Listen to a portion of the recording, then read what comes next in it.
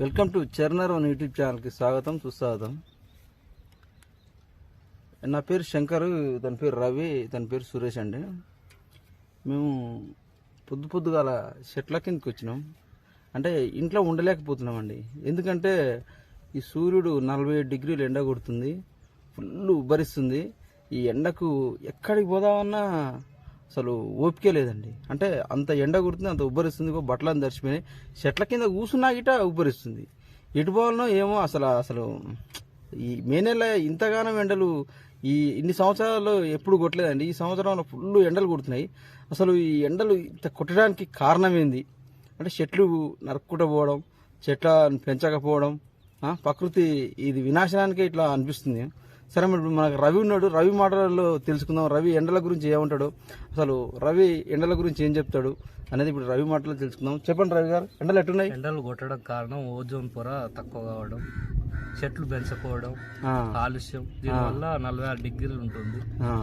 ప్రజలు బయటకు వెళ్తే తెల్లంగి, రుమాలు, టోపీ పెట్టుకొని ముందు జాగ్రత్తగా నిమ్మరసం, సల్ల ఇవన్నీ తగు జాగ్రత్తలు తీసుకోవాలి.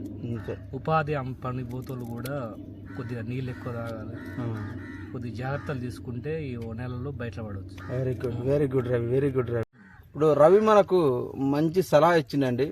ఎండలకు బయటికి వెళ్ళకుండా నీళ్ళు తాగమని, నిమ్మరసం తాగమని, వైట్ వస్త్రాలు వేసుకోమని, తలపాక ధరించమని, గంటకి ఇట్లా నీళ్ళు తాగమని, ఎండలకు నుంచి రక్షణ పొందే విధంగా మనకు రవి అయితే మంచి సూచన అయితే ఇచ్చాడు. ఇప్పుడు మనకు ఇటు పక్కన సురేష్ ఉన్నాడు. ఈ ఎండల గురించి మనం చెప్పాలంటే ఉదయం 9-10 దాటితే బయటికి వెళ్ళకండి. చెమటలు ఎట్టబోస్తున్నాయండి. ఉదయం 10 దాటితే బయటికి వెళ్ళొద్దండి. ఏం పనులు ఉన్నా కానీ సరే, ఎన్ని పనులు ఉన్నా కానీ. సాయంత్రం 4 దాటినాక బయటికి వెళ్ళండి. ఉదయం 10 గంటల వరకు బయటకు వెళ్ళకుండా సాయంత్రం 4 దాటినాక బయటకు వెళ్ళండి. ఎండలకు తగిన జాగ్రత్తలు తీసుకోండి. వడదెబ్బ కొడుతుంది. రోజు చాలా మంది చనిపోతున్నారు. మనం గంటకు అర్ధ గంటకు ఒకసారన్నా నీళ్ళు తాగే విధంగాను, ఒక 6 నుంచి 8 లీటర్ల నీళ్ళు తాగే విధంగా ఉండాలి.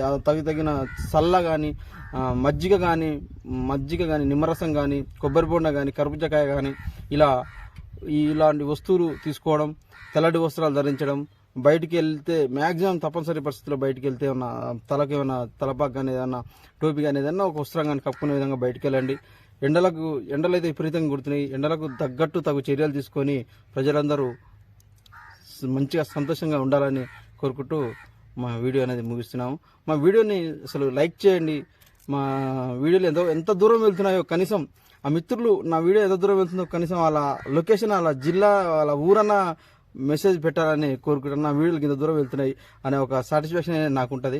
ఓకే అండి, మరో వీడియోతో మేము ఉంటే ఒక బాయ్.